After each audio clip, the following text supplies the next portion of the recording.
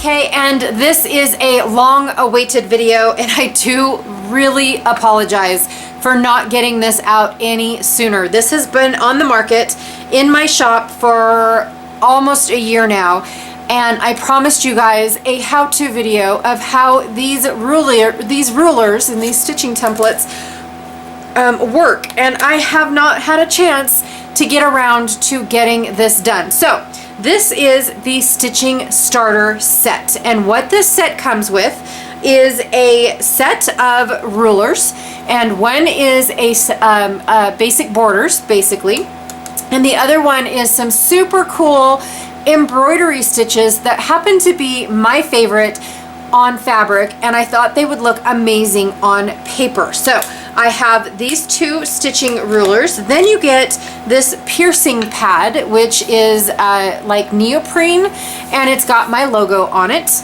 If you've seen my channel, you see that I have a different one. That was an exclusive that I did for my very first ever retreat that I did. I did a retreat house and invited a bunch of people, and they took the chance, and I gifted them some exclusive paper piercing pads.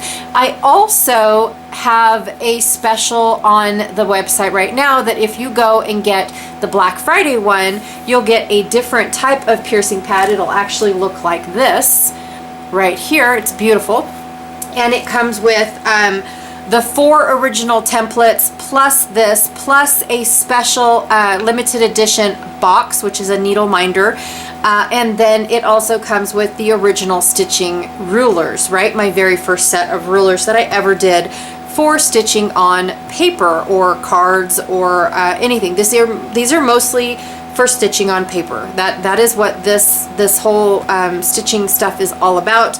But I love it. I absolutely love having all these different designs and techniques and things like that. And these techniques here are ones that I've been telling you guys that I'm going to be putting here on in a video, and I have not yet. So today's the day. You're getting this in a video. So the needle minder, actually, let me empty it because you guys don't need to see what my stuff is, but I will tell you what needles I use. So the needle minder is this magnetic box, and it is magnetic, has magnets in the top and the bottom, and then this magnetic strip which holds your needles, right? And so that way you can keep it, it'll stay closed, and put it in a little to-go bag and take it to your crops, or have it nice and neat in a little set, and have it in your craft room, right? So it's all nice and neat and gifty and all that good stuff. So, but I like to use these two styles of needles. Now this one, I don't know what, I think it's called a darning needle. I'm not really sure, but it has this giant, whoa, hang on. Oh, back to being out of focus, camera, come on. It's got this giant hole right here. I love it because I don't have to work very hard at, I'm so sorry, I can't get it in focus. There we go. I don't like to work very hard at getting 6 strands in a hole, right? I've been actually backing off and only using 3 strands for my stitching, but when I first started, I loved using 6 strands. So this one was perfect. Plus it's giant sized, and so I don't have to sit there and feel like I'm holding a microscopic little needle. Like this one I can barely feel in between my fingers, and this one feels like there's some meat on its bones. And I'm able to, poke it through. Plus it's not very sharp. So if I accidentally put my finger behind and I poke through, then, or I put it in the hole, then I'm not really piercing myself. I'm not getting, the bleeds, I guess. So it's nice and dull on this side and on this side, but it's sharp enough to go through if I didn't poke the hole from the template good enough, right? And then this one is just a regular sewing needle that I was using at the very beginning when I started this whole stitching path that I'm on. It's the regular, it does hold the 3 strands that I love stitching with very nicely. It also allows me, because it's just nice and tiny, to use all the way up to, very little thread left, because it's not giant like this one is, if that makes sense. So when I go to stitching and I'm getting to the end of my rope, right, or thread in this instance. For this one, I can go almost about yay long on the end of my thread, and then you know, before I have to tie it off, right? And then this one I have to go about yay long before I have to tie it off. Okay, so that's basically just the difference in the two needles, but I use the bigger one the most just because of the fact that it is much more easier for me and my hands and all that stuff. So but I do use the little one on occasion, and if I only have very little thread to work with. All right, so that is the entire set, but today I'm going to share with you guys how to use these rulers. Finally, I know I've been promising this for a while now, well, since they came out. I'm going to share with you guys how these rulers work. Now, my rulers have a tint to them, okay? Yours aren't going to have this blue tint on them. They're going to be crystal clear, just like the other stitching templates. See how mine has a tint? That is for video purposes only, okay? You guys are gonna get this where it's crystal clear, can't hardly see it when I share it. Look, it's a triangle. Yeah, it's, so for this one, it was just, actually I had this random piece and I cut a bunch out and didn't realize that it was green until after I'd already done cutting, because my acrylic comes masked. And so I don't see what it looks like until I unmask it. And so yeah, that's how I ended up with these. A few other gals ended up with some green ones as well, but I don't mind them, okay? They're still beautifully see-through. I can still see them. So what I have is on here, there are several different designs, right? These ones are leaves, these ones are lazy daisies, these ones are what called woven roses, this one says spider web, and then this is long and short.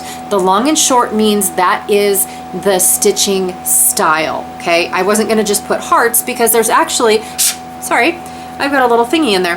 There's actually 3 different designs of hearts. Now you can poke out the hearts and just have hearts and stitch them around. Yay, go for hearts. But there's actually 3 different designs that you can do with this style, and they're called long and short because they're short stitching and long stitching, okay? And I'll show you guys that later. And then this one here is called fishbone. It's not called leaves, it's called fishbone because of the way that the thread weaves in and out of itself, okay? So I'm gonna share these with you guys, but first I wanted to share these stitches with you. Now these are the plain Jane normal stitching that I would say everybody starts out learning, right? These are the basics of stitching, which my original rulers didn't have. My original rulers were just super cool, super fun borders that you could put all over your page, right? And then I thought, you know what? There's a lot of people out there that have never stitched in their life. They might need something like this. So I thought the starter set would be perfect to have these types of stitching in them, okay? So the first one is just a row of dots, right? It is for back stitching and chain stitching, and I will show you guys both of those, what those both are. The next one is the blanket stitch. It's my uber super favorite one. Then you've got the cross stitch, which is a little different than the crosses that are on the blah blah blah on the original stitching ruler set. And then you've got a zigzag. So I love a zigzag, okay? Especially when I'm trying to make it messy. And you can combine the zigzag with the back stitch to make it look like, you know, a big bulky sewing machine kind of look, but you did it by hand. It'll be super fun. So what I have is, I'm gonna start with this one first because it's the basic, right? It's simple stitches, right? And then I'll go into these ones. Now what I have here is I went to my Cricut and I jumbo sized all of these for you guys. Okay, so these are the templates that I'm going to be using for the different stitching, okay? And you guys can always reference this video if you don't remember how the stitching starts or stops or any of that kind of stuff. So there is these templates for the borders, and then I have these templates over here. So there's the heart one, or one of the hearts. I think I have them all in order. Then the other 2 hearts are here, and then I have the spider web the two leaves because there's actually two different types of fishbone stitching that I wanted to share with you guys. They look very different. If I can make the effect work with this, because when it comes to trying to put a bunch of holes super close together in acrylic, I have to make sure that there's enough gap in between to be able to get the effect that I'm looking for and not burn through the material using my laser. And so also too, sometimes I have to put the holes so far apart that the design actually doesn't work. So we're going to try both and see if the design works. And then I have the woven rose and the lazy daisy. So we are going to go through all of these today in today's video. Then I will use the rulers, which I've already used a couple of them, but I will use the rulers in a project, sharing with you guys how to apply this in a layout, okay? All right, so here we go. I am gonna go ahead and set those off to the side. We are gonna start with these ones here.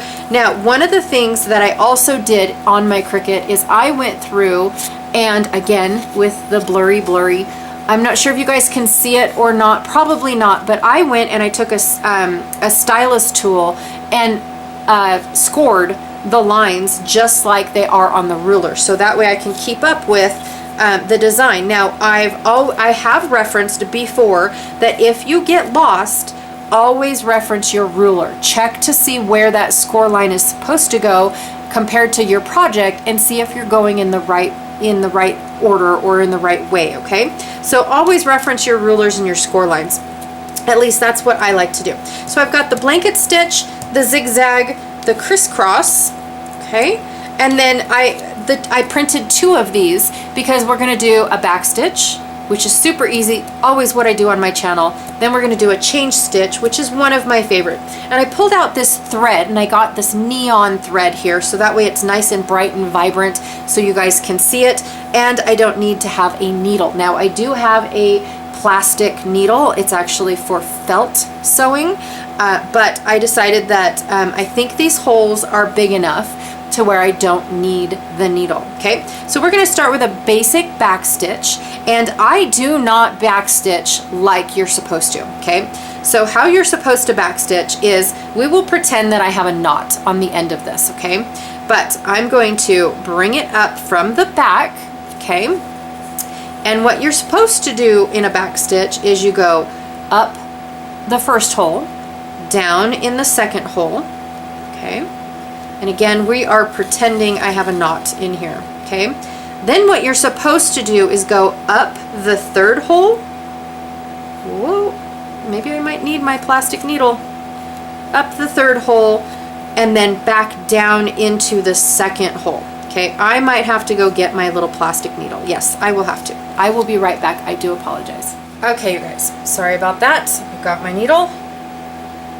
This is a yarn needle, so it's uber big, okay?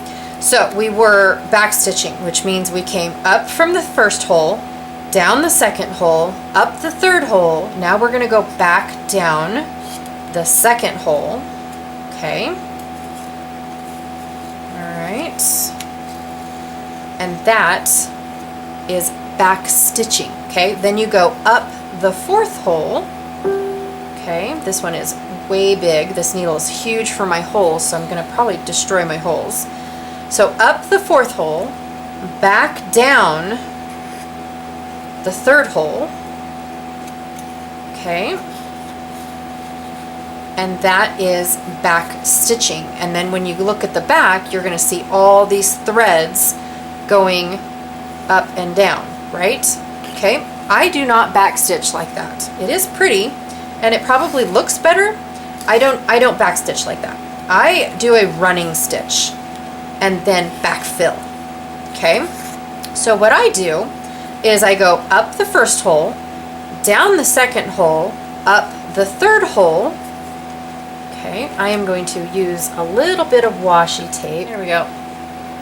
Okay, so then I'm up the third hole, I go down the fourth hole, then I go up the fifth hole, 1, 2, 3, 4, 5. Okay, I'm going to zoom in just a little bit. All right, down the 6th hole,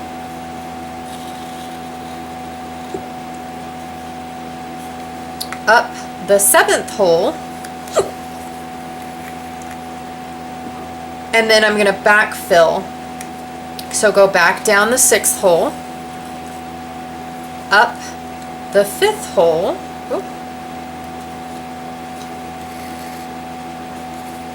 down the 4th hole, okay, untwist because all my twine ends up twisting, up the 3rd hole, and I know it sounds very repetitive, I do apologize, okay, and then back down the 2nd hole, and I'm done. Okay, so that's my back stitching, right? That's how I back stitch. I feel like I save thread because when you back stitch, you're going past 2 holes, back into 1, past 2 holes, back into 1, and it just is a back stitch like that. So I feel like I save some thread by doing it and doing a running stitch and then backfill. So it just depends on how you want to do it, and it doesn't, either way is the right way. The thing about the running stitch is you will kind of get this twisted look. See how the thread always kind of goes like this and slants just a little bit? I personally like it. I think it has a little bit of personality, but when I am doing a stitch that I want it to be completely straight, I will actually go in between my twine when I go back down. So I'll come up in between the fibers of the twine and then back down, and then I'll get a straighter stitch. So, but I will still do my running stitch. All right, so let me take this out really quickly, and then I will show you the chain stitch. The chain stitch is one of my favorite because it just is a beautiful stitch. It looks like you got all fancy, and I mean, it's just super cute stitch. Now for this one, we are going to go up. We're going to go up the 2nd hole, and I know this is super weird. Actually, we're going to start at the top. I know. We're going to start at the top, okay? And depending on which way you want your stitches to go, right? So we start at the top, and then you want, like I said, pretend like this is got a knot at it. So I've knotted my twine. Then I'm going to take my thumb and hold this piece so it doesn't go all the way through, and then we're going to go back through the 7th hole, okay, and we're going to hold this down so we have a little loop, okay, so we just made a little loop. Don't pull it all the way through. And another thing about stitching on paper is do not pull tight. You don't have to pull tight. It's taut but not tight, okay. So you want to come up the 6th hole and through the loop, okay? So I just came up the 6th hole and through the loop, all right? And then I want to pull this to where, again, it's taut, okay? Not tight, taut, which is snug, okay? Then you'll want to go back down the 6th hole and through the loop. Okay, if my washi allows. Again, holding this with your thumb. Okay, I'm going to go all the way down so that way you guys can see. Hold it with your thumb. All right, until you get another loop going. I like to make my loop a little bigger than what it needs to be, but so that way it comes out on the hole like that, okay? That way, when I come back up the 5th hole, whoops, come back up the 5th hole, I just go straight through my loop, right? And then I'm going to pull it taut again, and then go back down through my loop and the 5th hole, just like so, and I'm creating a chain, right? Again, you want to hold this down and just make it tight enough to where it's going around your 4th hole. You'll want to take your lead and go back up the 4th hole and through your loop. All right, pull it taut, not tight, but taut. Okay.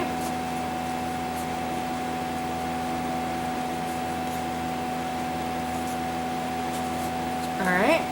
And I do like to keep them uniform, but every now and then I do have a chain that's a little bit bigger. Okay. Then you'll go back through your loop and the fourth hole. Just like so. Again, holding it with your thumb so it doesn't go all the way through. And I got a lot of twisties and turnies. And I usually just let my needle dangle and untwist when that happens, because it happens with my floss as well. All right, sorry. All right, loop is over the third hole. You'll want to go up the third hole from the back through the loop as well. Pull it taut, just like that.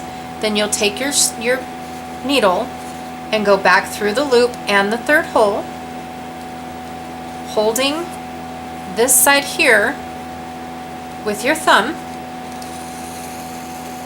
Okay, and back down just enough to where it's covering the second hole. And I know I'm going backwards because we started at the top. Okay, then come up from the back in the second hole through the loop, pull it taut, just like so, and then take your needle and go back through your loop and the second hole. Hold this with your thumb. Okay, now to finish this off, we only have one hole left. Okay, I'm sorry if I've been out of frame the whole time. I do apologize.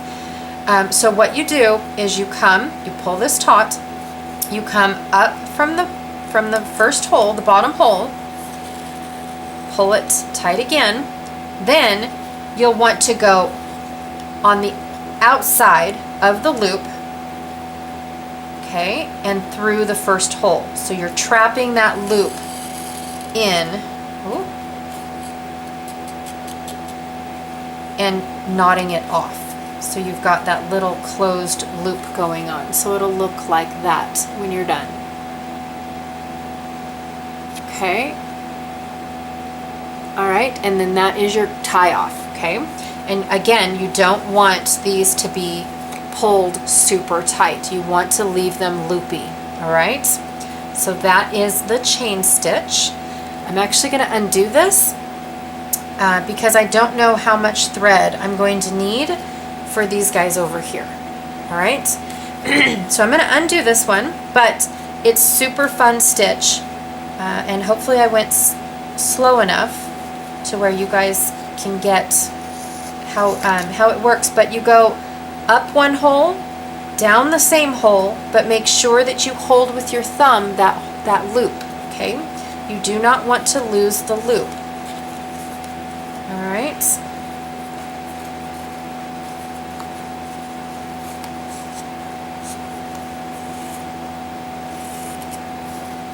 And then to take it apart, once you get that first one done, it actually comes apart very, very easily. It just opens just like that. And you're done. Okay, so there was the chain stitch. All right, so now we're going to move on to what the next one in line is, the blanket stitch. Okay, so it's these two. It looks like a ladder, but what you'll have is and I like to think of it as like an electric circuit. So you'll have a main line and then all these little series going out. So the blanket stitch, if I remember how to do it, is kind of fun. Okay, so the blanket stitch is a little different. So you want to start, you've got one edge, and then all your other lines are going to go this way. Or if you want the design to go on this side, then you'll start on this side and all your little legs will go that way. Okay, so I'm going to start on this side just because that's where my score lines are. Okay, and you won't have score lines because it's on here, but if you look at your ruler, you'll see that the score line is here and your legs all go this way. So if you want it to go this way, I mean, if you need to look at it, depending on when you are stitching, you'll just flip your ruler upside down to see where the score lines are, okay? You don't have to poke them this way because they're all parallel to each other. But if you need to reference the idea, okay? So for this one, now I usually start off with, and as you can see, this one has it. You have this one extra hole right here. Okay, you have an extra hole and then you start with your stitch. Now, I do not have that extra hole, so I'm going to ignore this hole down here, okay? Because that's just not how the blanket stitch works. So you go up, again, pretend like I have a knot back here, so I'm just gonna hold it with my fingers. Then you'll go at a diagonal, okay? And like I said, on here, the diagonal is automatic for you. You want to make sure you do this extra stitch, okay? It's just part of the process. I do not have that on here, so you'll have to pretend, please, that I do. All right, so go in the second hole. So I came up, first left hole. Now I'm going down the second right hole, okay? Ignoring the first right hole. And you don't want to pull all the way through, okay? You want to kind of hold this by the second hole, okay? Just like this. Then come up the left second hole and catch that loop again. I should have knotted this. All right. And you'll want to catch it so it'll make an L shape like that, okay? Then again, holding this thread by the left holes, you'll want to go over to the third right hole and then up the third left hole. Okay, and pull it taut so you make another L shape. And that is a blanket stitch. Okay, again, hold this up. I am going to knot this. All right, so there is that. Then you'll want to hold this over on the left unless you're doing the project on the other side, okay? I'm just doing the left side because that's the way that my, my design is. If it's easier also too, that you want the design to be on the right, but it is easier to work on the left, just flip your project upside down and stitch upside down, okay? So I am up the third hole and holding my ribbon or my twine on the left. I'm going to go down the fourth hole on the right and come up the fourth hole on the left. Okay, and then pull it nice and snug, not tight, just snug, because it's paper, right? You're going to end up ripping your paper if you pull too tight. Then you'll want to go down the right fifth hole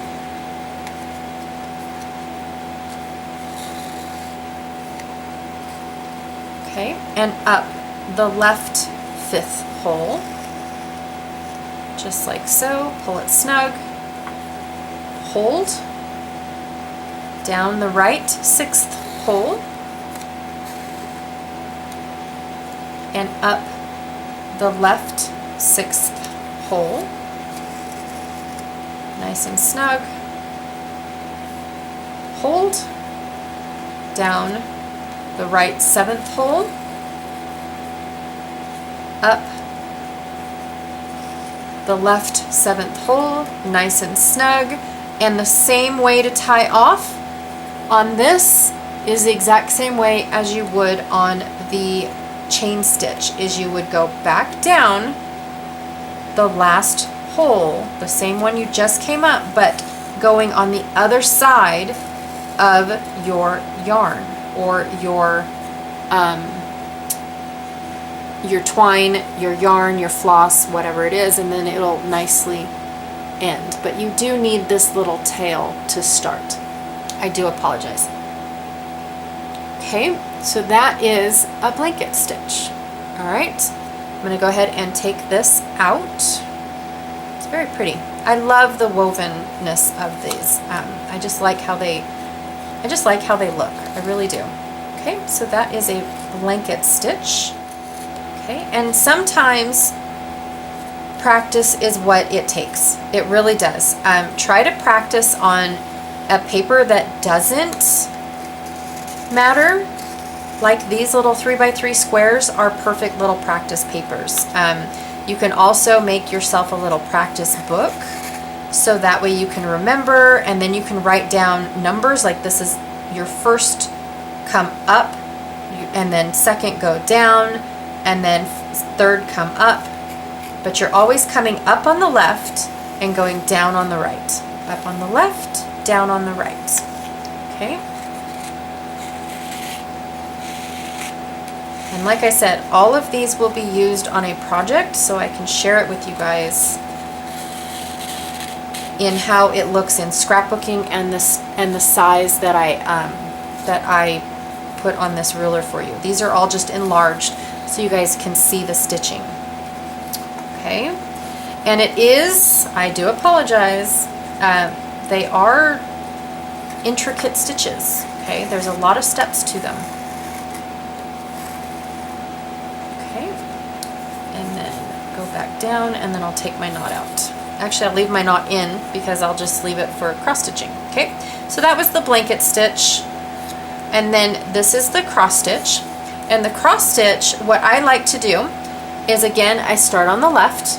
Okay, this doesn't have anything to do with if you're right-handed or left-handed. I just always like to see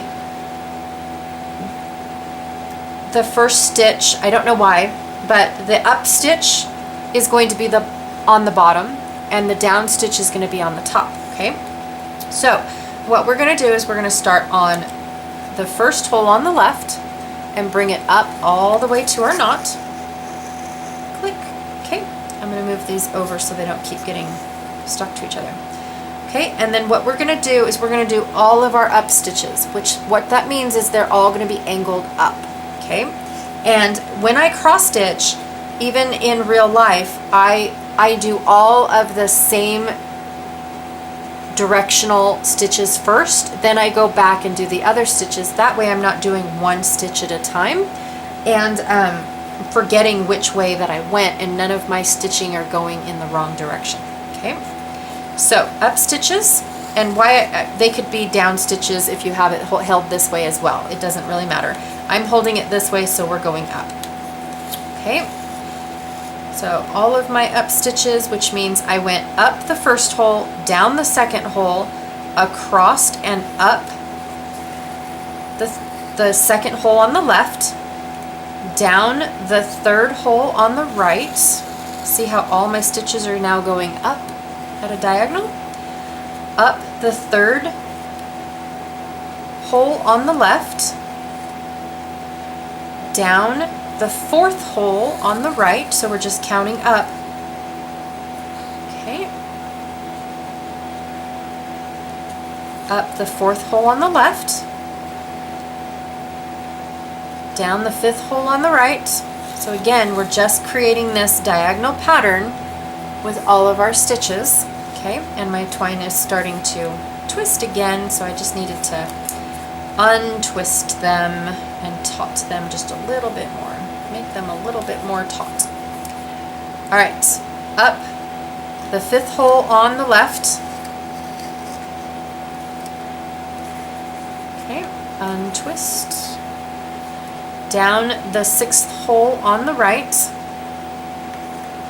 Whoops.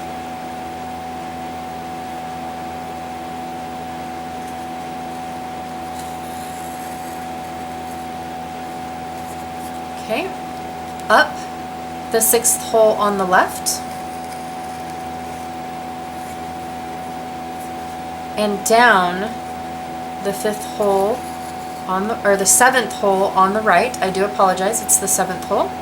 So we look like this. Okay, it's a nice candy stripe going on. So now we're going to cross them. Now we're to our X's. So we're going to go up the seventh hole on the left, and we're going to go back down the sixth hole on the right.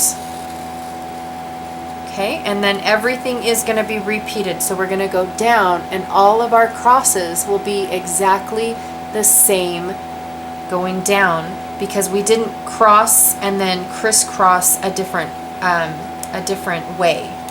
So everything will be uniform, which makes my OCD heart happy. Up the 6th hole on the left, down the 5th hole on the right.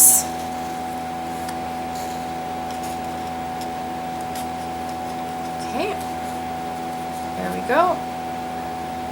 And then up. Whoa, I can't find my hole. Up the 5th hole on the left. Down the 4th hole on the right. Okay, and it's starting to look at our cross stitches. I love cross stitching, you guys. It's one of my favorite couch time hobbies. Up the 4th hole on the left. Down the 3rd hole on the right.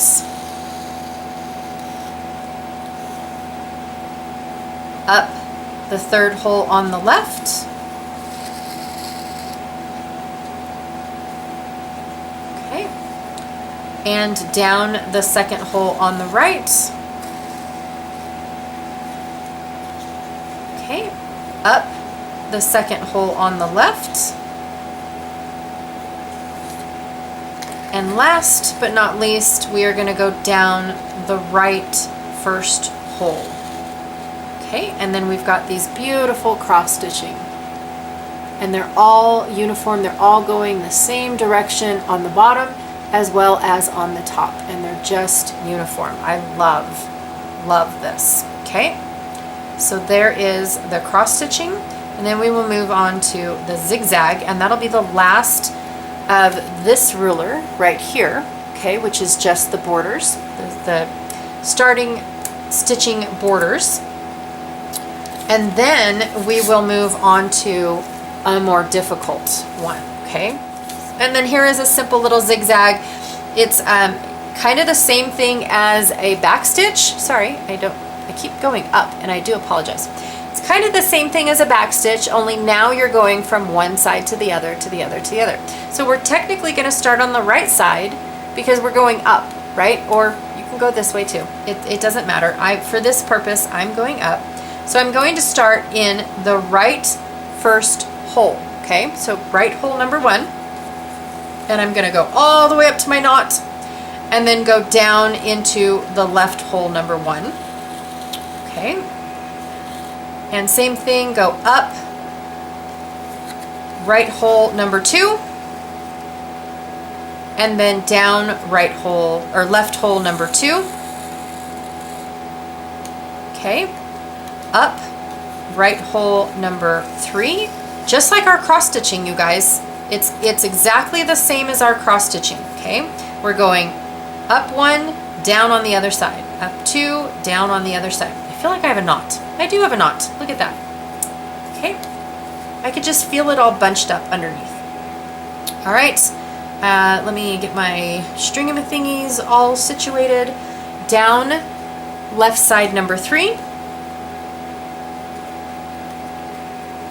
Okay. Up right side number 4.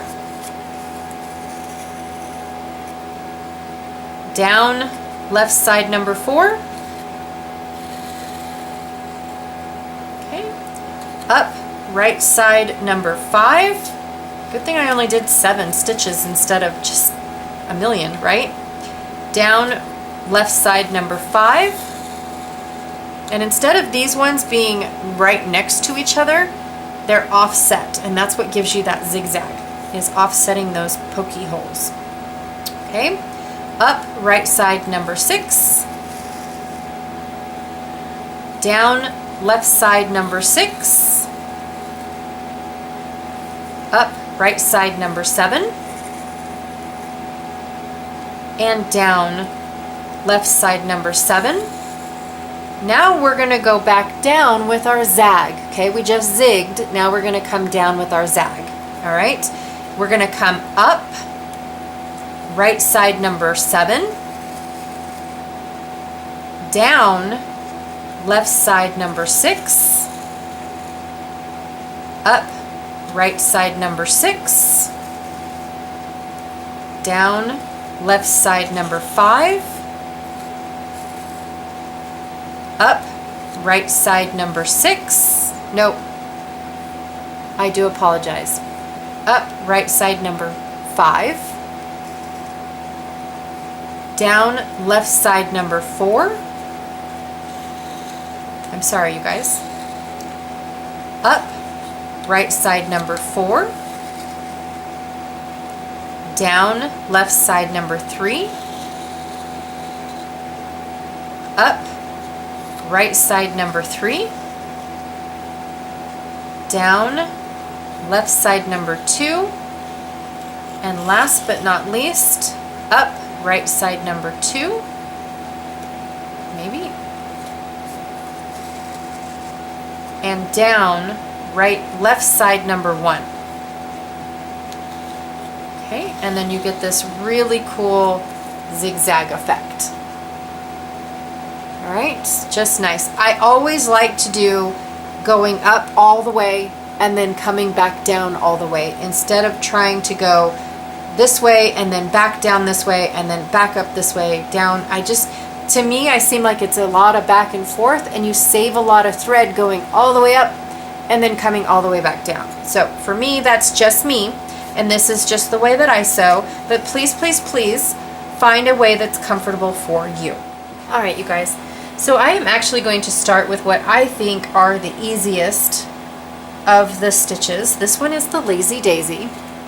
And again, I have the scoring already set up on how it is supposed to look. So you want to start in the middle. It doesn't matter which one that you start in. So I'm just going to pick the first one that is technically the bottom left. Okay, you'll pull it all the way through to your knot, just like so.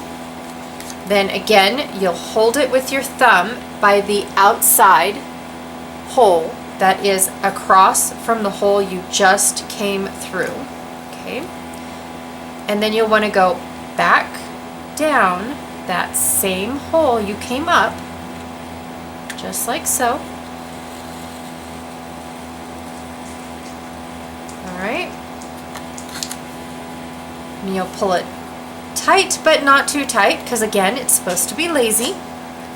Then you'll come up through this outer hole right here. Okay, and just like the chain stitch, you'll pull it tight, but not too tight. Okay, you want it to be loose and daisy-ish and a petal-like. Okay, then you'll go on the outside of your loop, okay, the outside of it, and back down that hole. Just like so. Okay, and then you've got a really cool petal look. All right, so then I'm going to do the exact same thing. I'm just going to go right next door to the right, not to the left, just because I think it's because I'm right-handed.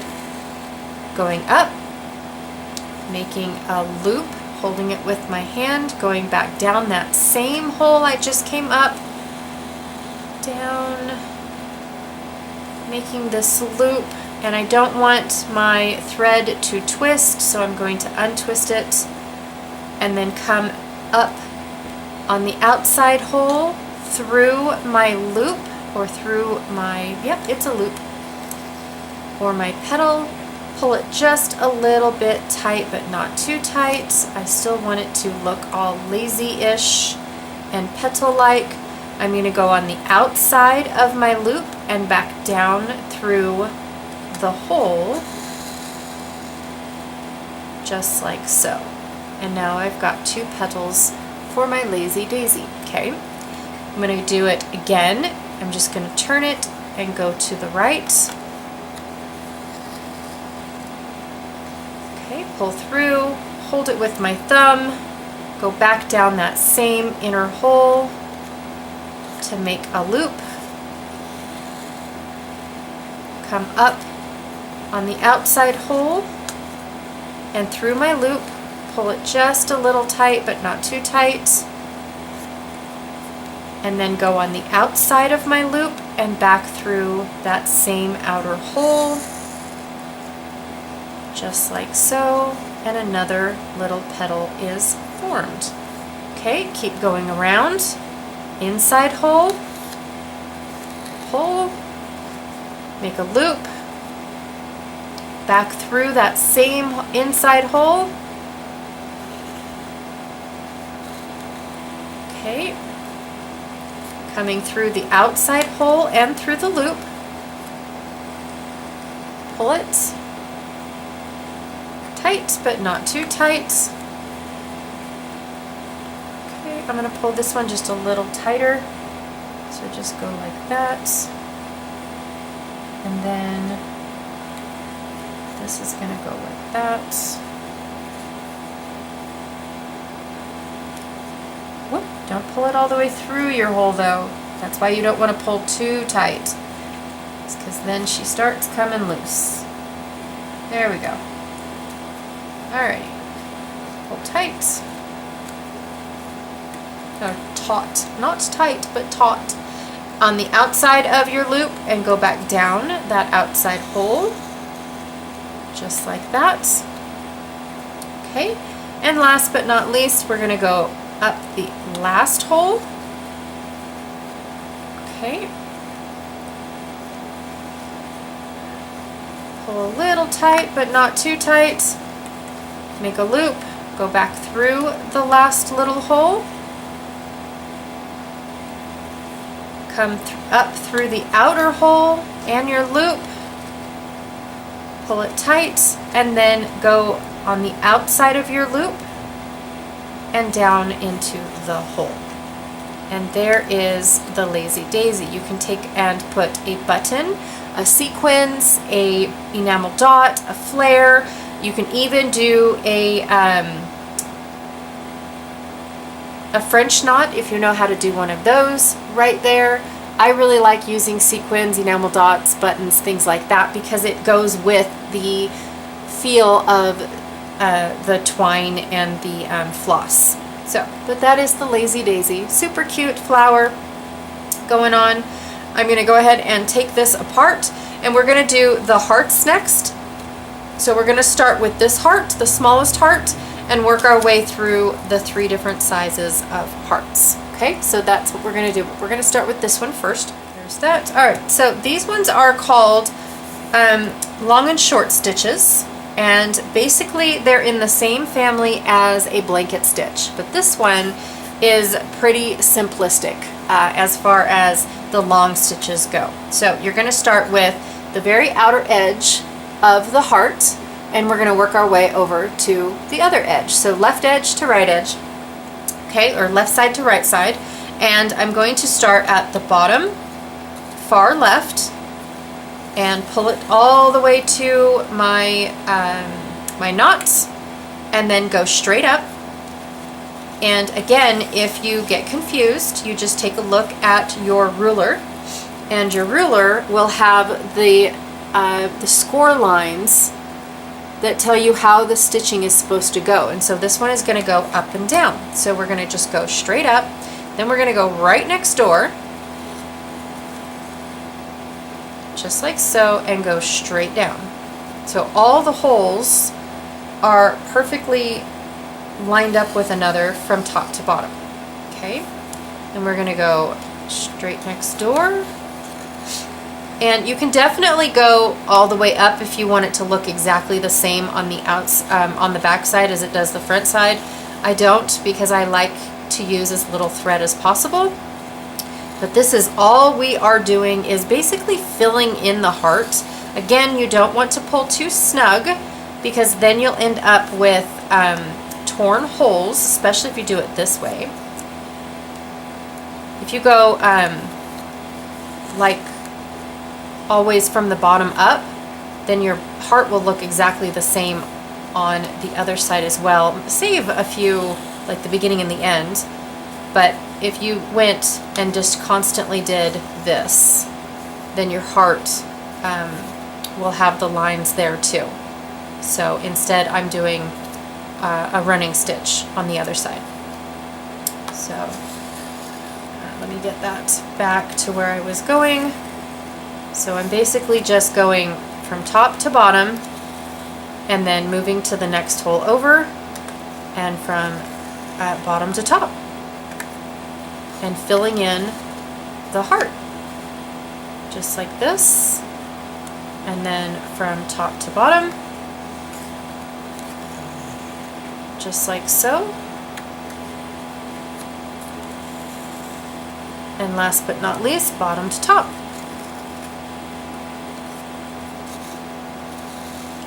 And then you have a cool looking heart. And what you could do is you could cut around it, and then you'll have a pretty cool embellishment that has like a lined heart on it. Okay, so that is the first long and short stitch. Okay, and then the next one is a pretty cool one. It creates like a star looking design. It's pretty cool.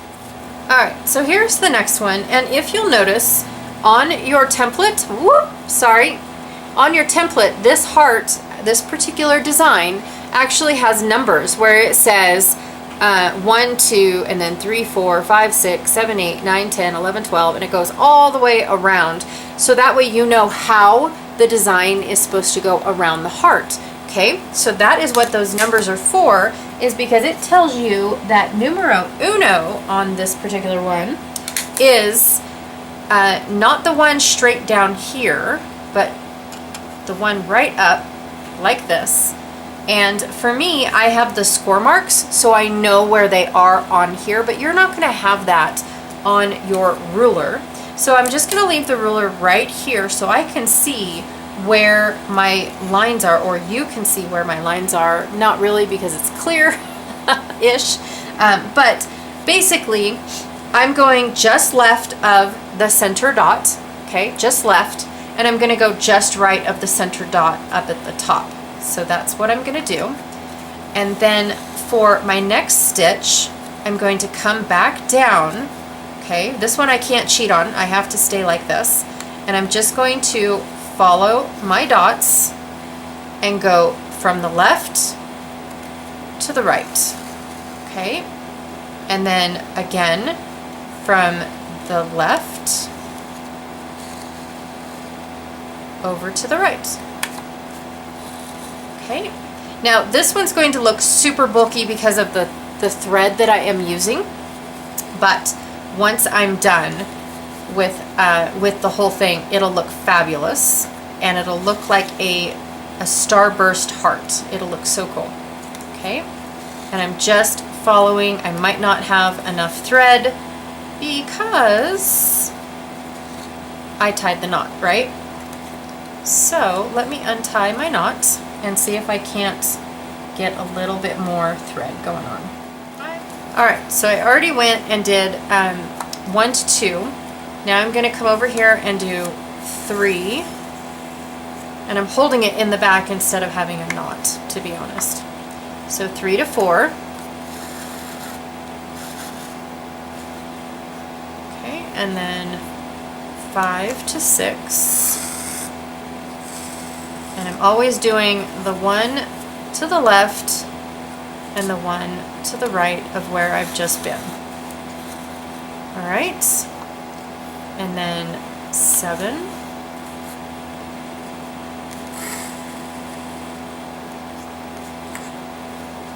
over to 8,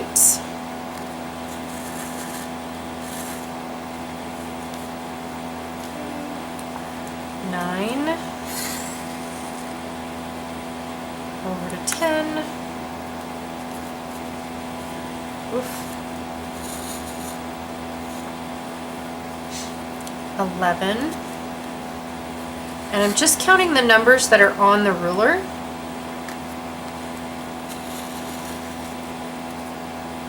Okay, and it does make a pretty cool design, you guys. At least I think it does.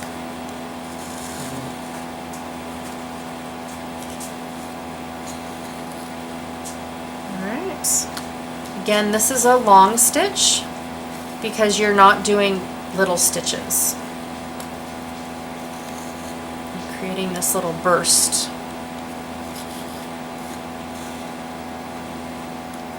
Okay, 2 more stitches. And I almost didn't do it again. Almost didn't give me enough thread yet again. And then the last one is going to be from top to bottom. Just like so. And that is where it ends. So you'll have this really cool burst look in the middle. It actually looks really, really cool, especially with thinner thread, and it won't be so bulky in there. And then of course it looks like this in the background, almost like a butterfly. Okay, so this one is similar to a blanket stitch, which means that you're going to have a stitched line on the inside and then this burst on the outside. So we're going to start right in the middle on the top inside, or the bottom inside stitch. We're coming up, okay, holding it with our thumb, all right, and then we're going to go right kind of next door, but it's the outside hole that's not this one, okay? I don't know how to say that, but it's almost right next door to the hole that we're at, but it's on the outside. And then we're going to come up next to that one on the inside. I'm not really sure exactly what to call that hole or whatnot, but you're going to look like that. Okay, so you're on the inside hole, you went up, you went down on the outside hole next door to the right of the bottom very last hole, and then you went and came up through the inside to the right of the first hole. I know it's super, super complicated, but I know I'm going to need a lot more thread. So let me pull this all the way out. Whoa. Yes, when you go around objects, you do need a lot of thread. And my rule of thumb is I go around it 3 times and then a half. So I will go around it 3 times. 1, 2, 3 with my thread, and then I'll go around it a half a time. Okay, that's just my rule of thumb. I don't know if it really works, but okay.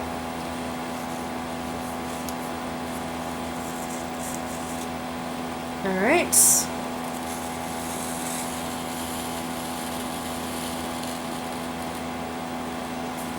And then I will pull it through. Okay. So then I'm going to hold it again, okay, go through the next bottom right hole, okay, just like that, holding it with my thumb, coming up on the inside, okay, the next left hole on the inner side. Okay, and I'm going to repeat the process all the way across. Okay, go down on the outside, holding it with my thumb. Don't want to let it go. Coming up on the inside.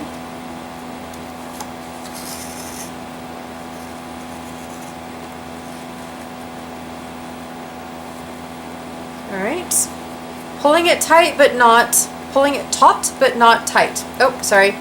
Down on the inside, or down on the outside, pull, and coming up on the inside hole.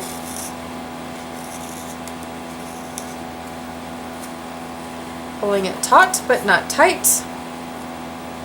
Down on the outside.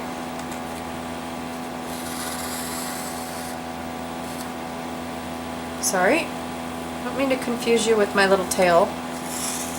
Up on the inside hole.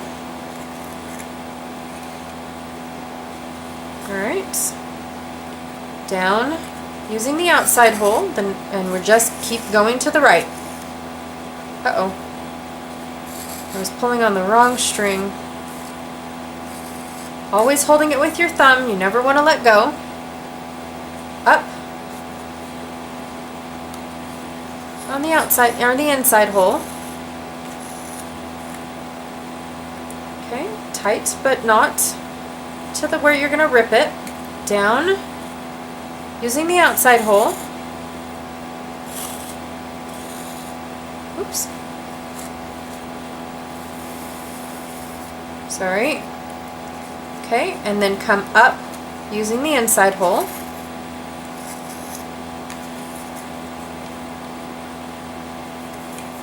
Okay, and you can already start seeing a pattern going on here. Holding it again, go down using the outside hole.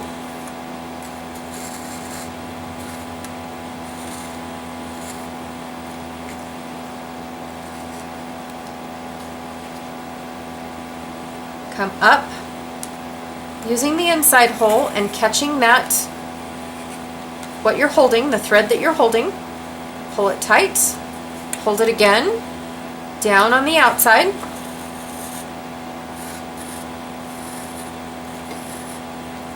Right, whoop, I got it twisted. You don't want it twisted like that. There we go. Okay, come up through the inside.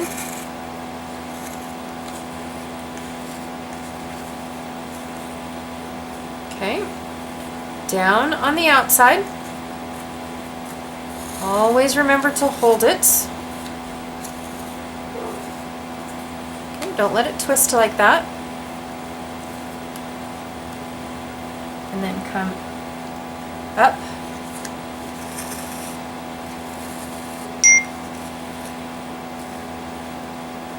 Through the inside hole, down through the outside hole.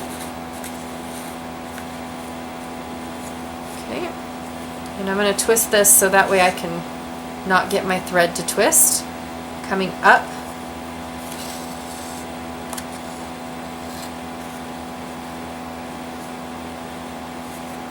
through the inside hole. All right, down through the outside hole. Uh-oh.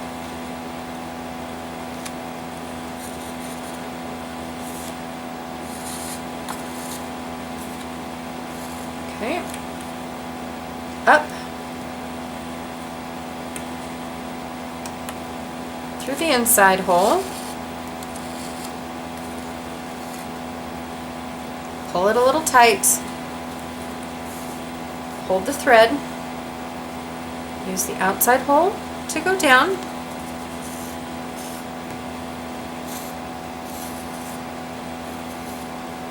And the inside hole to come up. All right, I'm going to pull it a little tight. Twist it just a little bit so that way I'm facing the right way. Down through the outside hole. I know I keep repeating myself, but I also know that repetition helps us remember, as well as if you're following along with me. Okay? Then you'll want to go up through the inside hole. Okay? The holes that make the inside, smaller hearts, is where we're coming up. And then we're going down on the holes on the outside of the heart. Okay? And coming up through the hole that's making the inside. Because we have these two holes, inside hole, outside hole. And that's what we're doing. We're going down the outside holes, one at a time. Oh, it twisted again. Don't let it twist. And coming up the inside hole. All right, just like that. Okay, down the outside hole.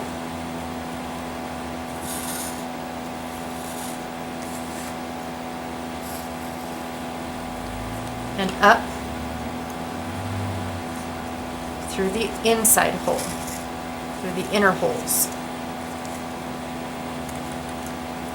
Okay. Down on the outside hole.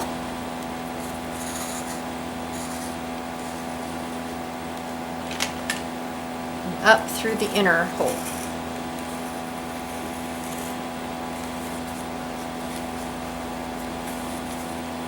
keeping it tight, but don't keep it too tight the way you're going to rip your holes. Okay, down the outside and up on the inside hole. Okay, down on the outside hole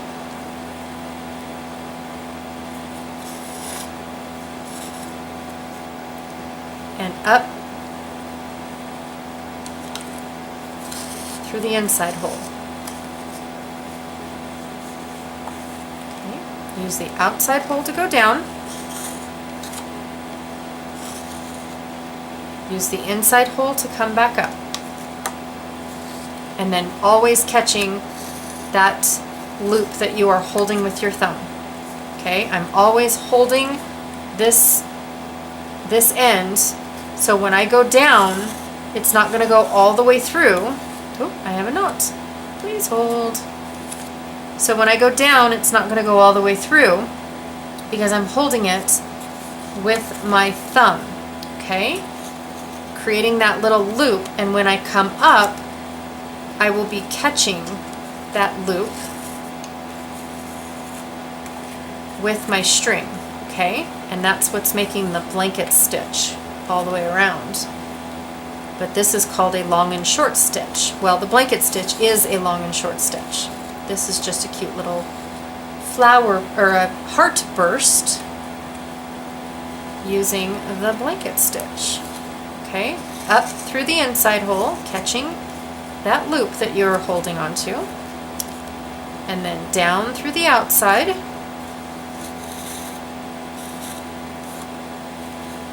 okay, and then up through the inside, catching that loop,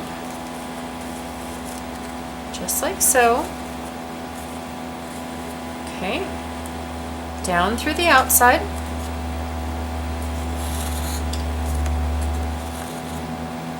up through the inside,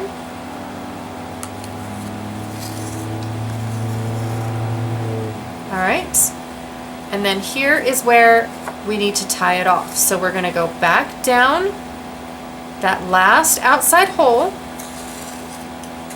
All right, we're still holding it and making a loop right here. I'm going to come back up through my very first inside hole, catching that loop, just like so, right? Then on the other side of that loop, I'm going to go down again through that very first hole we came up. So not the bottom hole, but that very first hole that we came up, and tying off the last of our blanket stitch. Okay, so that's what that would look like, is you've got this beautiful outline with these awesome bursts going around it. Okay, so that is the long and short stitches. Okay, so I'm going to go and undo this, and then the next thing that we are going to work on is actually this one, which is the woven rose, because I think that it's going to be the lesser of these three evils over here.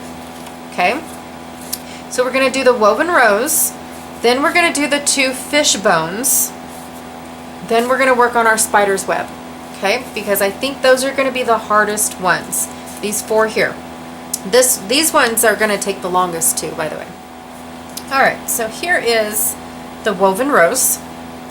All right, everything's going to start in the middle. So you're going to start in the middle. And for this one,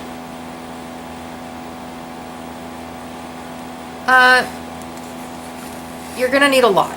So I'm going to go ahead and pull out all of my thread. Whoop. Not like that.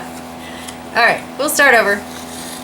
This one I'm going to pull out all my thread, hold this at the back just like so. Okay, oh, got a big old knot going on. Oh me. Okay. All right, and then you're going to just pick one side and go on the outside. So up in the middle, down on the out, and then you're going to go up in the middle again. Okay. And then this time you can either pick the hole to the left of your original hole or the hole to the right. It does not matter. I'm going to go to the hole to the left. To the left, to the left. Okay.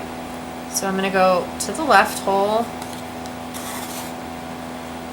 And then we are going to go, and again, it's just, that's how it works. It's a lot of thread. Okay. Then I'm going to come back through the hole in the middle. Oh.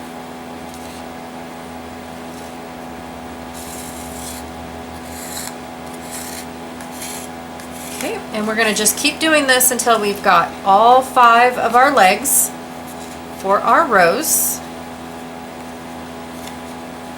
All right, back down.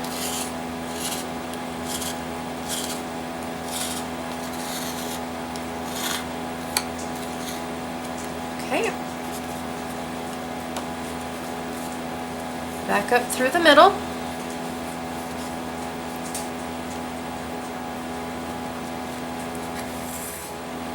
All right, down the outside.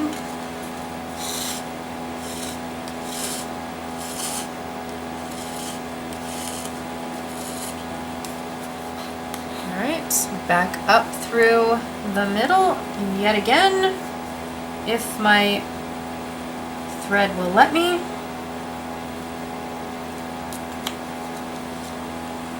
Yay! Did it. All right, and then back down the outside.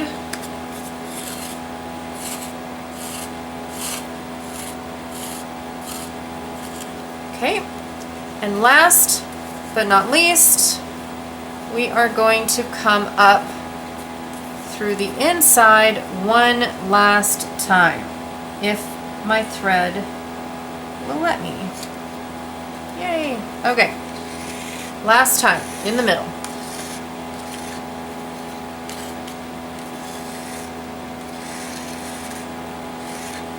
Alright, so at this point you should look like this. Should look like a starfish, and then you've got all this thread in the middle. Okay? So now everything else is going to be on the top of your card. You know, no more going back and forth in the bottom. So you'll want to start, and you can start anywhere. Pick a leg, and you'll want to go under one leg. Oh, sorry.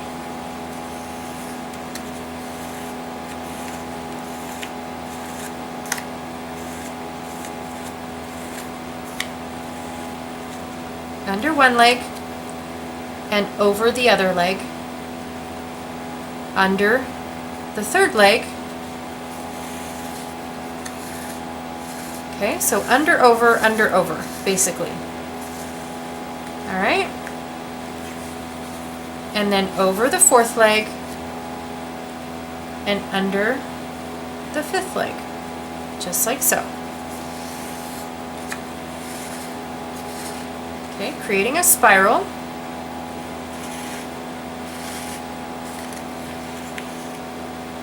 All right. And again, you don't want to pull too tight. I am going to untwist this though, really quickly. Okay, and then because there's 5 where you went under, now you're going to go over, and you'll go under the second leg. Whoop, hang on, I got a knot somehow. So my first leg I went under, so this one I'm going to go over, and my second leg I'm going to go under. Just like so. And I'm going to go all the way around, going over and under until I reach the outside of my legs. Okay? Over, under. So over this one, under this one. Just like so. And over, under. And because we have an uneven amount, we will always be over one and under the other, and then when we make our way around, then we'll go under over. So they'll always be opposite. Okay? And like I said, you don't want to pull too tight. You want to kind of keep it loose, but you want it to be tight enough to where it, you know, will snug up with each other. You don't want gaps. You don't want a gappy rose.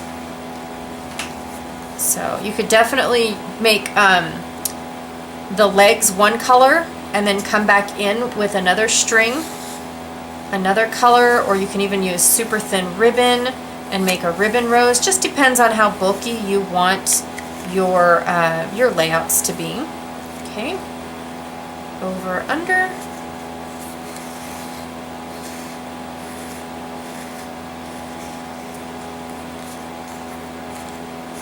Maybe we'll do the spider web next, because while this is fresh in your brain, but I don't really want to confuse you the difference between the spider web and the rose, because there is a difference, and I just don't want to confuse you. Okay, over, under.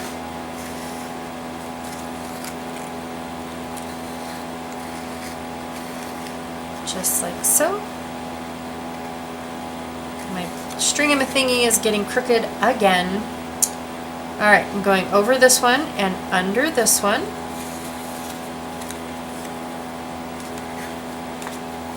If the knot will let me.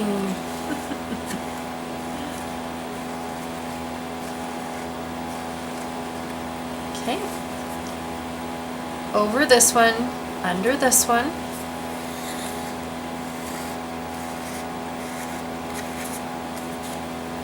You can even turn it into a turtle. This one's looking a little turtle-ish.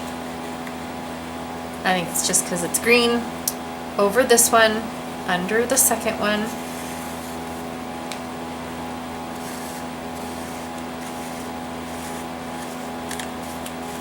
Okay, and I'm going to work my way all the way around so that way I can share with you guys how to close this off, right? How to tie it off. So a lot of people will show you how to do the stitching, but then how do you end it, right? And make it look all professional and pretty. There we go. Okay. And then here we have, thank you, over, under. Okay, so basically it's every other one that you're going under. And that's what's causing this woven look.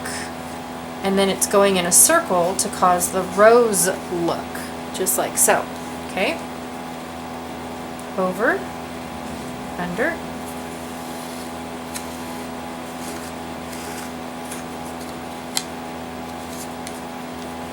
Okay. You could even do your legs in thread and do twine, because it's not that bulky. I don't think it is. I think it's pretty. Because it does take up a lot of floss.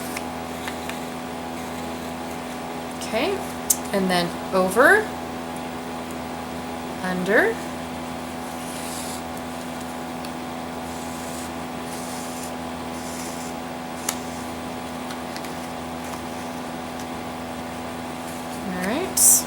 This one here, over, under. A few more turns.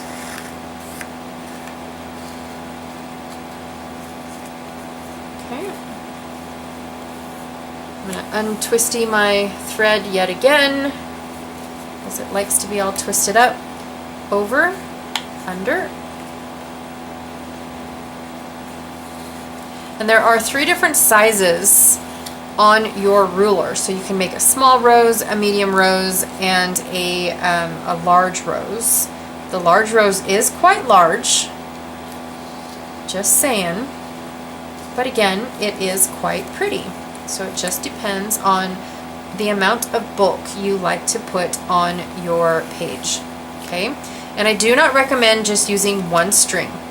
You have to use either anywhere between 3, the minimum, and 6 of course is the maximum.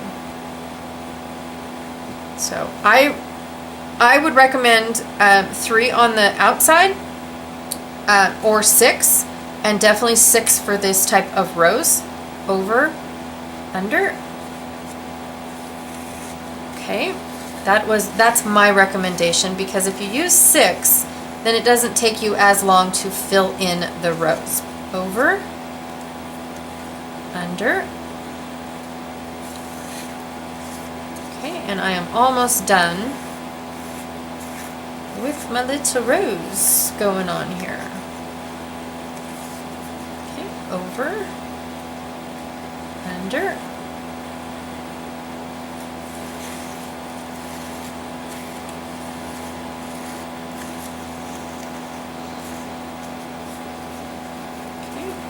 Over, under.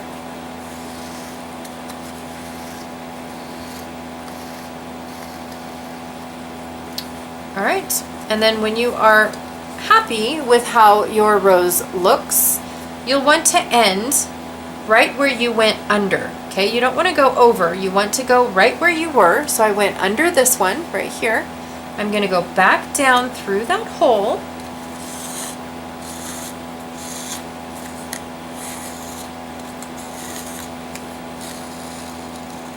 Okay, just like so, and then I will tie it off. So I could either use my little leftovers that I have hanging out right here, or I would take this section here with my needle still attached and tie it to this leg all the way over here, because of the fact that if I tied it to this leg, it might come loose and then your rose will lose its shape. So you want to make sure that you don't tie it to the same string or leg that you are in the hole with. You want to make sure that you're opposite of, and do it that way, unless you have enough to tie it off from the original knot. Okay? All right. So I'm going to take this apart, and we will start on the very first herringbone or fish bone. It's not a herringbone, it's a fish bone. I've got 2 different ways that I would like to do it, so I printed this out twice. Okay, actually it's upside down, so there we go. I printed it out twice, and we will do the first one, and then the second one is just slightly different than the first one. Okay. Okay, so for this one, again, it's a really good idea to look at your score lines, so that way you know which way all of these are. So if you look at this as this is half of a leaf and this is the other half of a leaf, the holes in the middle on the left belong to the right side of the leaf. So these holes will go and correspond with the right side, and the right inner holes are going to correspond with the left side. Okay, and then you're going to end up with a weave that looks like this. Okay, and it'll be all nice and pretty, just like that. Okay, so that's what we're going for. So we're going to start right down in here, this very bottom tippity tip. Okay, it's this hole down here, not this hole over here. If you start with this hole, then we got to go the other side, which is just fine too. But I like to start on the left and work my way over to the right. I'm going to pull this out just a little bit more than I usually would on all the rest, because we're going to have a lot of stitching. Okay, so just like this, just like the cross stitching, but this is more like an elongated cross stitch. Okay, so we're going to do all of the upstrokes first, which is from left to right, and then we're going to come back and do all the downstrokes of our cross stitch from right to left. Okay, so up,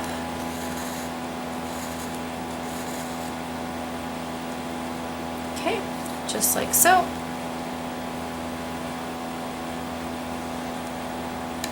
And then on the left, the inner left side, stitches, and then we're going to go all the way to the right. Okay, ignoring these holes over here for right now. Okay, we're just going to ignore them for right now. Okay, the left side inner hole, the third one up, and then we're going to do and go to the third one up on the right outside. Go down.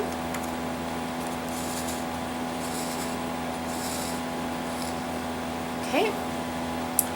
On the outside, or the left side of the inner, the fourth hole up.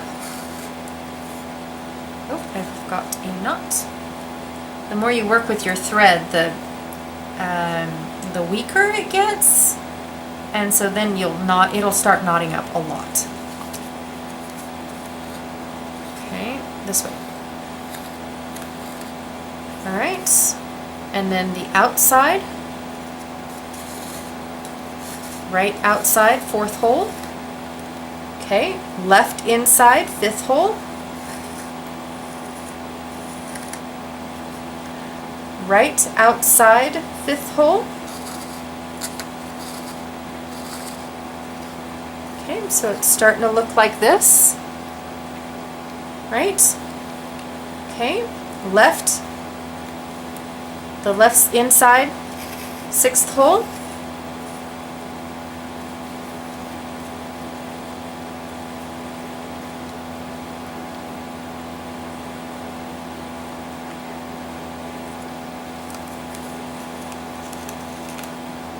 Okay. And the sixth hole on the right outside. Okay. Seventh hole on the left inside.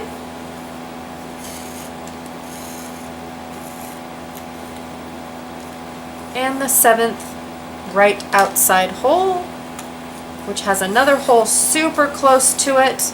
Ignore it. Make sure it's on the outside. Okay, the eighth hole on the left inside, and the last hole on the right outside. Okay, so you should have a piece that looks like this. Okay, all of the right side inside should be kind of covered up, and the whole left side should be still unused, I guess I should say. Okay, so now what we're going to do is we're going to go and hop right on the outside left, the very top hole. Okay, we're going to come up, and then this hole that we skipped, we're going to come down. Okay, so now we're on the inside right, the top hole. Okay, so it's going to make a little cross like that. Again, it looks like cross stitch. Okay, outside left hole, the second one down, second inside right hole. Okay, and again we're making a little cross, just like so. Okay, outside third top hole, or third outside left hole, and third hole on the inside. Okay, outside hole, coming up,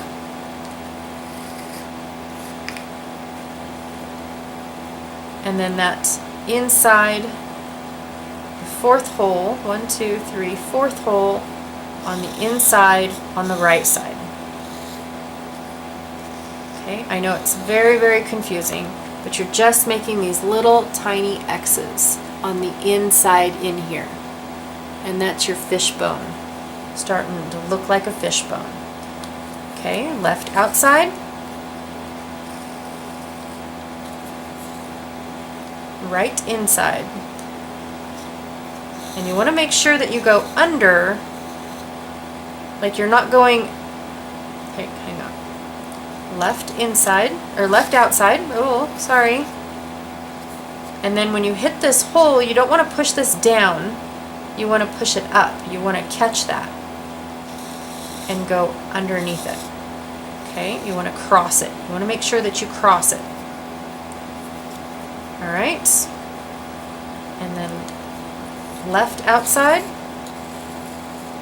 and then you want to catch this string that you already did right inside. Go down on the right inside. Okay. Left outside. Like so. And then down, catching that one. And so then it looks crossed like that. Okay, so that is the first one. Then I'm gonna show you a second one that, if I'm being honest, is just as hard. Okay. So that's the first one. I'm gonna take this apart. Should look like that on the back side too. Like a football on the back side. And then crossed on the front side.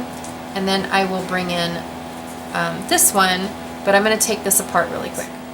Now the reason why I reprinted this is so that way in case these holes got stretched out or ripped, I had a new pattern. Okay, so here we go. Same exact thing. We are going to start at in the middle row. So right here you've got these middle rows right in here, and you've got a straight line of circles. So we're going to start at the very, very bottom. Now, if it helps you, you can definitely use a pencil on the back side. I do not recommend this going from on the front side because you might see your lines. But if you need to mark, like this is 1, and then 1 goes to 2. Oop, my pencil did not. Okay, so there's 1, and 1 goes to 2. Okay. And then this one, it's going to be 3 goes to 4. Okay. And then 5. Oh, wait. 5 is going to go to 6. And then 7 is going to go to 8.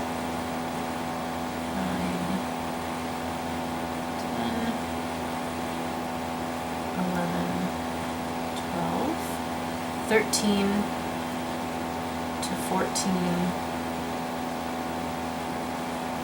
16, 17 to 18,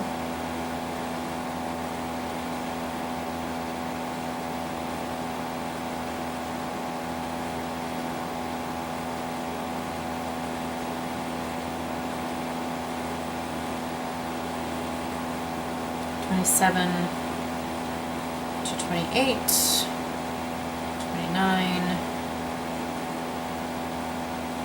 to 30, 31 to 32. Okay, so that is the numbering system, and basically what that means is this is your first stitch, so you'll come up through here, down through here, up through here, down, up, down, up, down, up, and of course it'll be backwards, so I want to start in 1.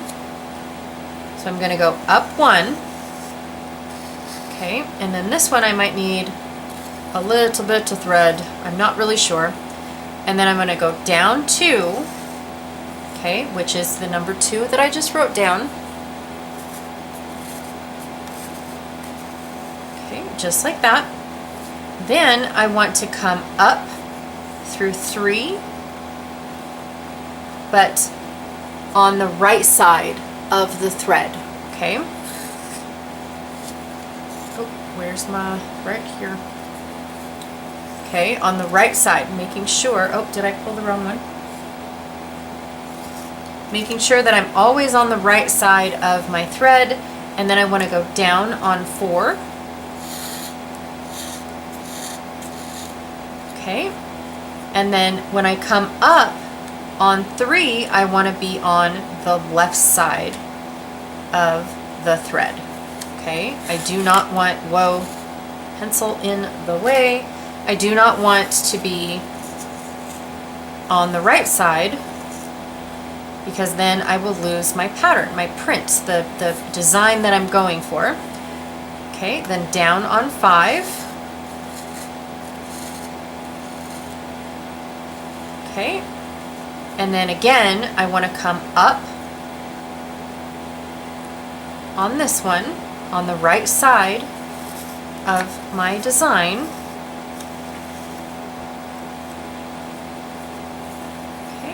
just trying to sneak it in there and then come up. And we're creating a woven pattern that's a little different than the first one that I shared with you guys. Okay, and then this one again, you'll want to come up on the left side, so through this hole right here on the left side of that string. Okay, and then go on the outside here. Okay, and there we go. So we're going to end up with a design that looks like that. Slightly different than the design that we just did, because the one that we just did, we did all the angles going up and then they all came down underneath. And so they all made a cross. This one, it's making a cross on every one going up, like every single one is making a ladder going up. So I'm going to go ahead and mark these guys on this side. 1 to 2, 3 to 4, and then 5 to 6, 7 to 8, 9 to 10, 11 to 12, 13 to 14, 15 to 16, 17 goes to 18, 19 goes to 20, 21 goes to, whoop, my bad, goes to 22, 23, 24, 25, 26, 27, 28, 29, 30, 31 to 32. Okay, and we're going to work our way all the way up, where this one was 1, 2, 3, 4, 5, 6, 7, 8, 9, 10, 11, 12, 13, 14, 15, 16. Then we jumped over here, 17, 18, 19, 20, 21, 22, 23, 24, 25, 26, 27, 28, 29,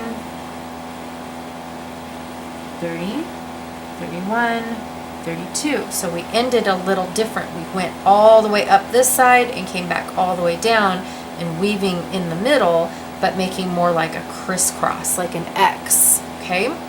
Where this one is a little bit different. Just the pattern design is just a little bit different, okay? All right, so I'm gonna keep going, and I'm at 10 right now, so then I'm gonna come up through 11 on the right side of my string, okay? And this is just, the numbering is just how many stitches you're going to make. Okay, so this is my 12th poke into this design, and I'm going to go down at number 12, and when I come up at 13, I'm going to come on the left side of my string.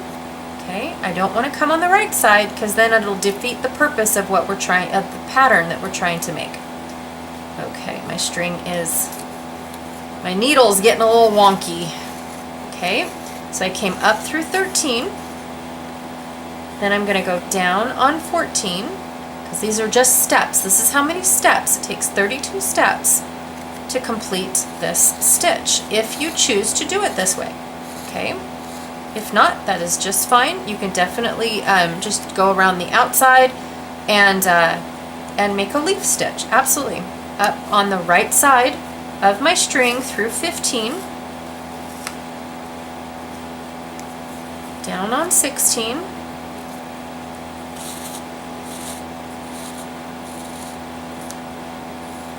okay, and then up through 17, and then you'll see the difference on the back too. It won't look like a football. Like the one on the other side, this one, the back side looked like a football, and this one won't look like that. Okay, Alright, getting that knot in there. Up on the left side, down on 18.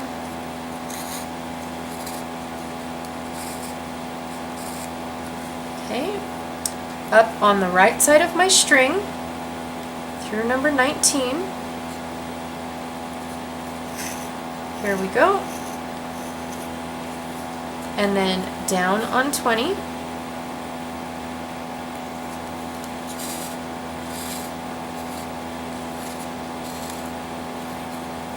Okay, and then on the left side of the string up through 21.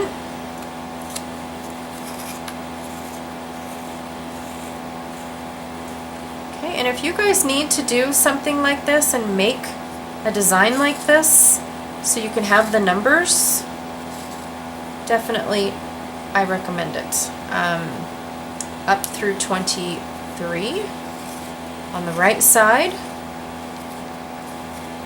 and then down on 24. La la la la la. Okay, I think I just knotted myself. On the left side of my string, come up through 25.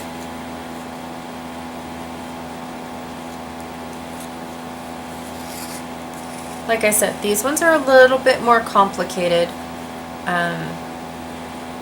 because it's a lot more weaving rather than stitching. Okay, and then on the right side of this one, come up through 27. Down to 28. We are almost done, and then I will flip it over and show you the difference on the stitching side. On the left side of my string, come up through 29, down to 30,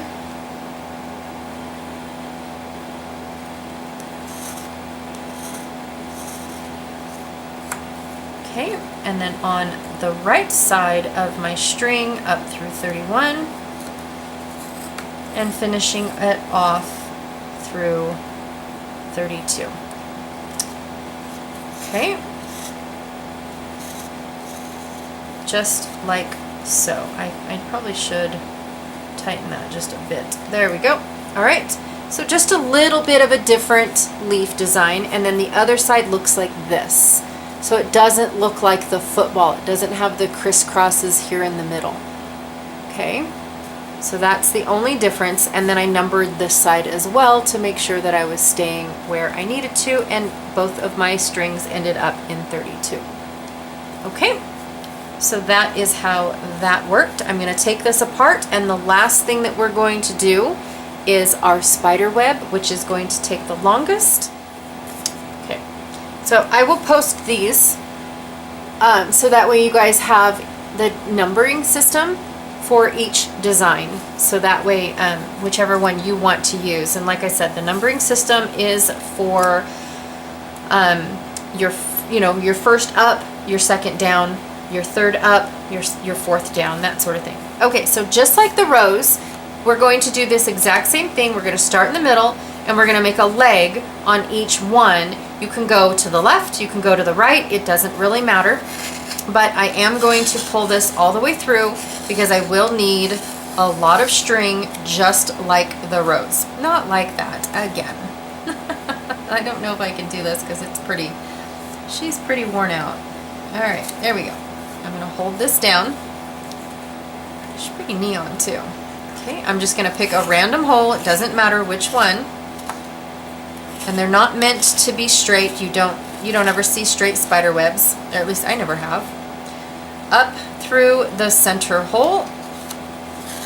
Now the last one we only had to do 8 on, so I'm not really sure if I will be able to get my string to go up, so I might have to attach the needle again and use the needle to get my string to come up that many times. But we are going to do this 8 times, but then come and end in the center, just like we did with the rows. Okay. And all of the little knotsy things.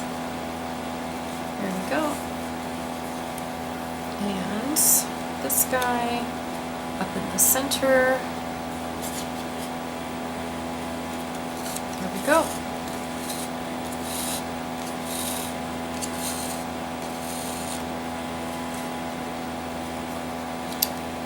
Okay, down on the outside, doesn't matter which one. Oof.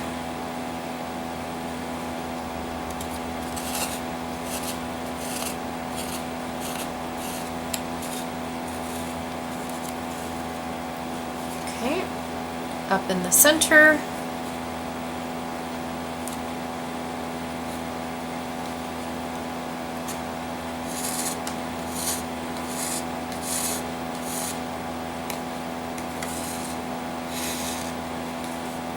Okay, down on the outside.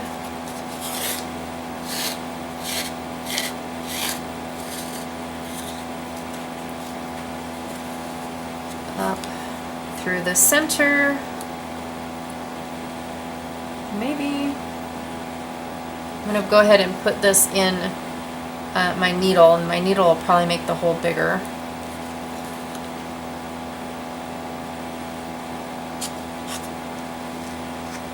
Okay, that'll help it out a lot, but I've got 4 more to do. And I'm struggling a little bit without a needle, but this might actually be easier for me on the outside to do with a needle anyways. Okay, so we're down the hole.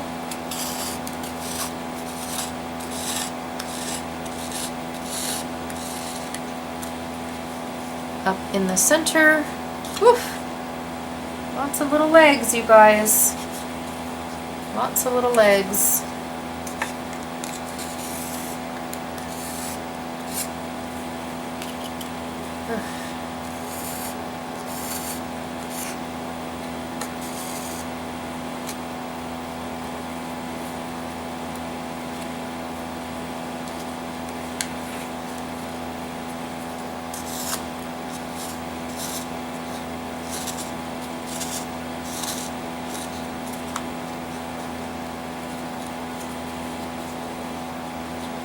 Okay, up.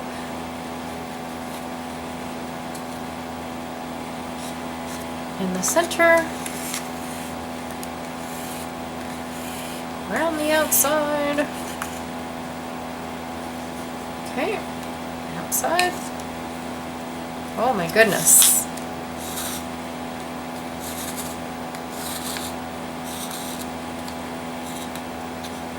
Okay. And 2 more times up through the center. Just 2.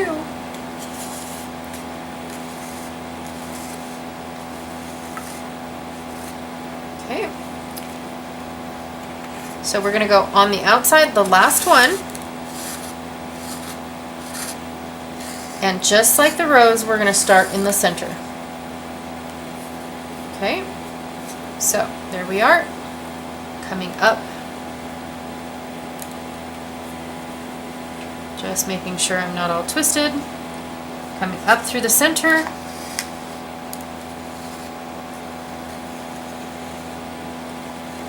Just like that. So that is what it looks like so far. Okay, we ended in the middle. And then here's the difference. Okay, so here's what we're gonna do. We're gonna go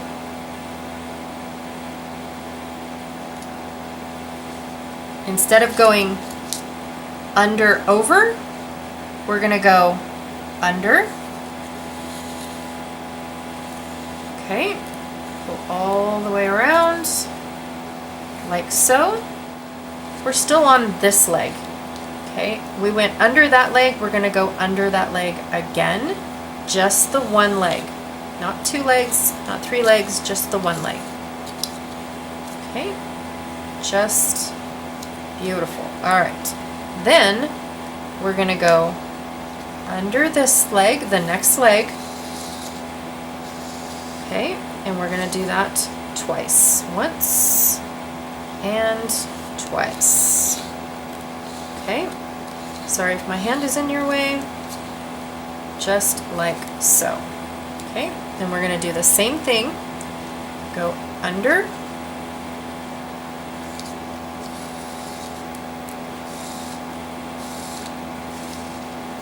Once and twice. Okay, so basically we are making little loopies, and you will see when we get out farther what this does. Okay?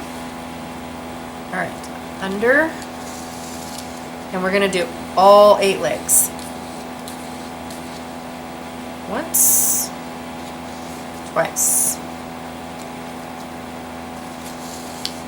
Okay. Go away. Alright. And then this one under once.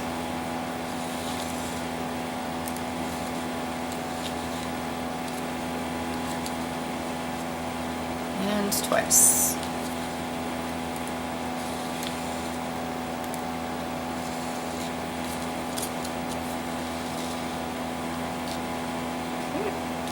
Just like so. The second leg, once.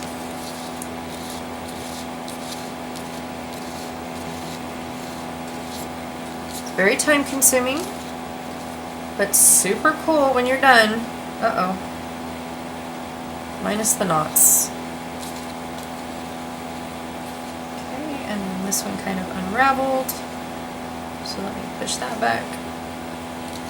And then this one is coming unraveled because I'm not holding on to it. Alright, once and twice. Okay.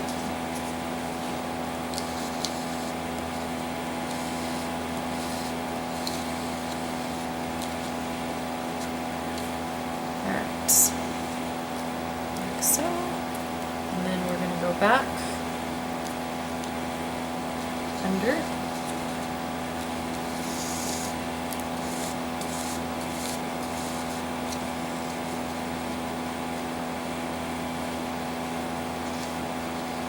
Nice.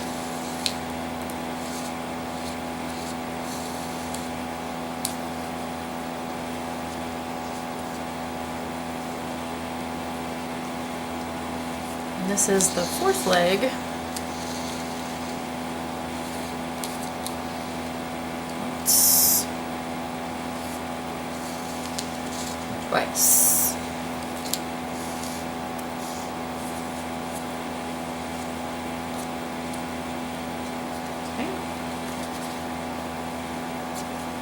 Alright, now we're going to do this once.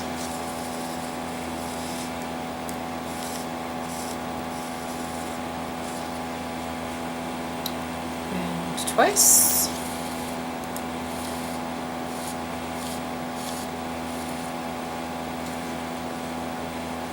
Okay. And we're going to just keep going all the way around until you reach the ends, or you don't even have to reach the ends. It's just on this one, because it's a spider web, you can leave it exactly how you want it and however you want it to look as far as the webbing goes. Okay, so I'm going to keep going here so you guys can kind of see what a hot mess this looks like. But basically you're wrapping the cording, or the floss, in this case it's twine, around the legs.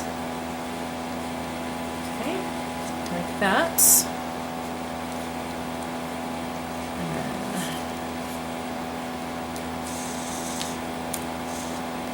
once. And for me, I'm just trying to not knot it up, because I think that's more confusing. Ugh.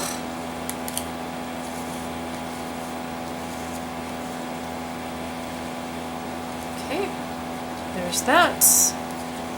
And then there's this one.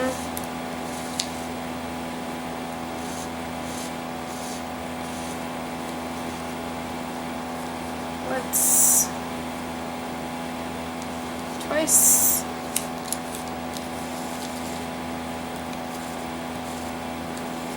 Sorry, my hand keeps holding it down. Okay, I'm going to keep pulling that so it doesn't. Alright.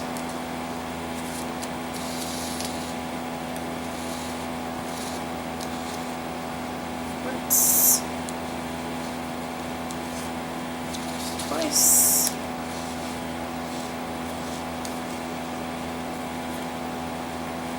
Okay, I already went once because I went ahead and I went under. So I'm going to go ahead and do that on this one too. That way you don't have to do it twice. So the reason why we have to do twice is because if you just do the one leg, then you end up at the top of the next leg, and you don't want to do that. So now I'm going under 2 legs, but only wrapping around the one leg. So I know, I've changed it up on you guys.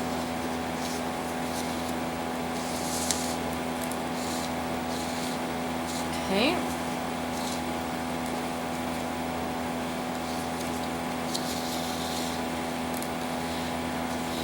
So you go under 2 legs, wrap around one leg.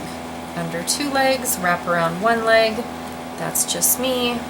So under 2, but I'm wrapping around just the one. Because I already went under. Nope, I missed that. Okay. Yep, I get it. See what I mean? I was trying to be helpful, and instead I messed myself up. Alright, so here I'm already under this leg, so I'm going to go under 2 legs, so 1 and 2. That way, by the time I'm done wrapping this leg, this one, I'm already under this one. And the reason why we started off doing twice is because I wasn't, if I just did 1 and 2, then I'm on top of this leg, and I need to be underneath it. So I'm going to do 2 legs, but I'm really wrapping around the one. Okay, pull this tight again. Alright, going under 2.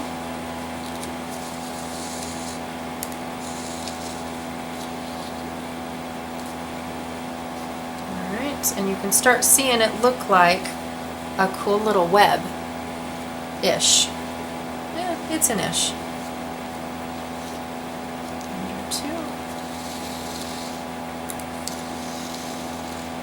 Okay, I will need to take a hot minute and uncurl,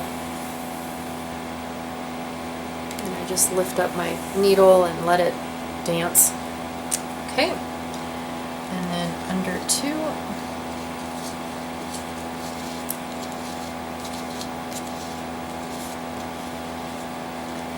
like so. This one's gonna be the one that stops us right here. Okay, and I hope it's enough for you guys to see the cool design, the web design, because it really is super cool.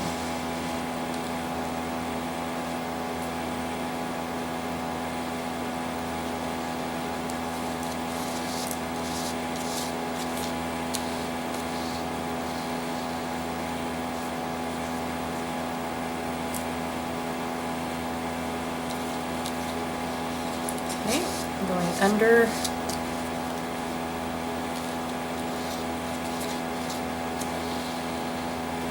wrapping around, trying to keep the little loopies tight.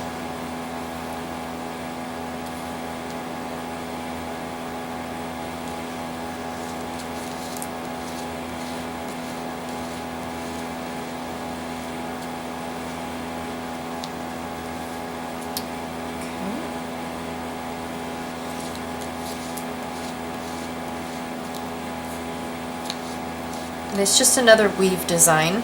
It's just a little slightly different than the rose. Okay, and as you can see, it's starting to form a web. A pretty cool web, I think.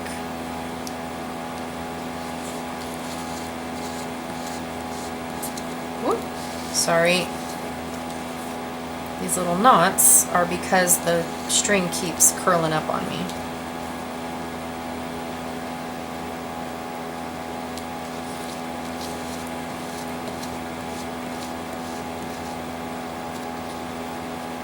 Trying to keep these tight because that's when you can really see the design.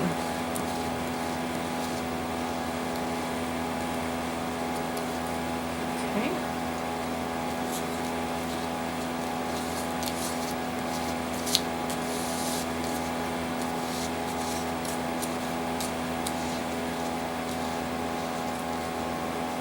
All right. I think I can go around 2 more times until this little leg here tells me I can't do it anymore. So here's the first one.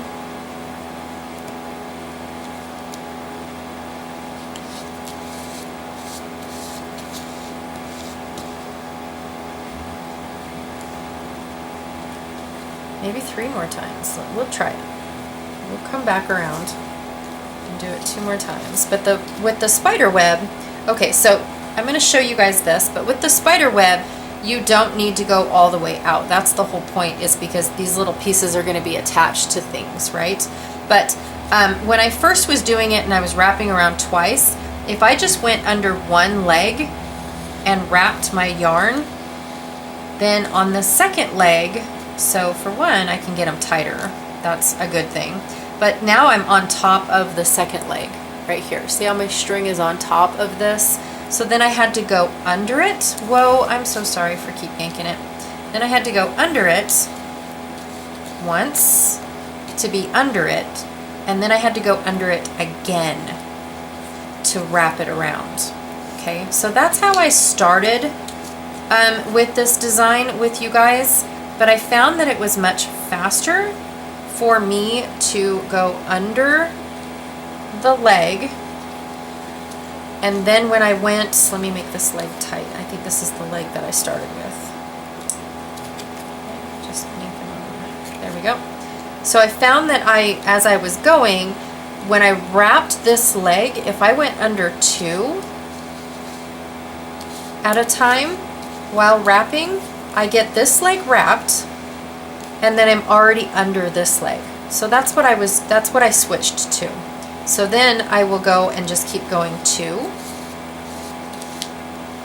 and I cut out that second wrap, and then I twist, and then I go and 2 legs, which is the one I'm under, plus the next one, and wrap, and then go under the one I'm already under, and then the second one.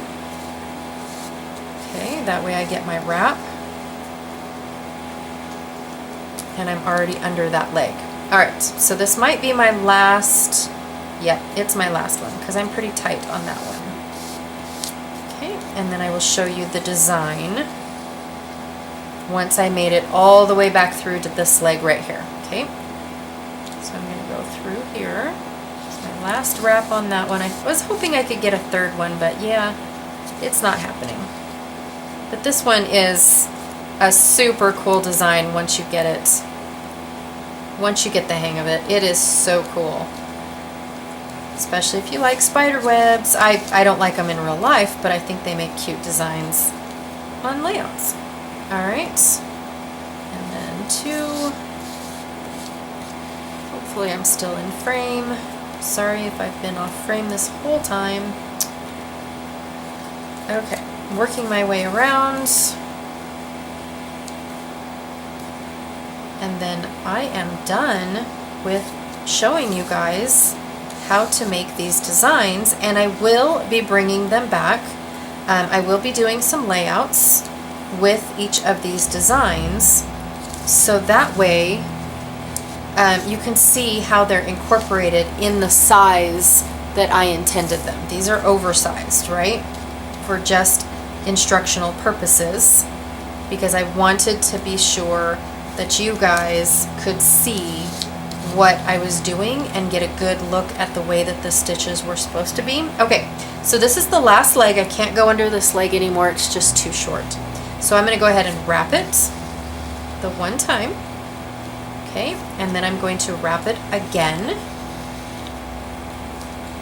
All right, and then I'm going to actually take this last little bit and go back through this hole, just like so. Okay, and that second wrap kind of just follows through and goes along with the design, okay? It doesn't really take away from the spider web look, all right? Then you go ahead and again, I would either tie it off to the little tail that you had or on the opposite side, not to the same leg that you came out of the hole of, okay? Don't do that. Tie it off on any other leg, the one next to it, across from it, doesn't matter as long as it's not the leg on it, because then you'll loosen it up and you'll lose your tight design, okay? So that is the spider web. I absolutely love it. Thank you so much for following me along with all of these. I will get these posted so that way you can take a screenshot, or I will put them in the listing for this as well, so that way you guys can go and take those pictures as well, screenshot them however you want, or if you want me to email them to you if you've purchased this design, I would love to email those to you guys. Okay, this was fun, and please keep an eye out for the projects that are coming using both of these rulers. I have multiple projects. Actually, I have 3 separate projects, maybe 4. All right, thank you again, and I come back soon.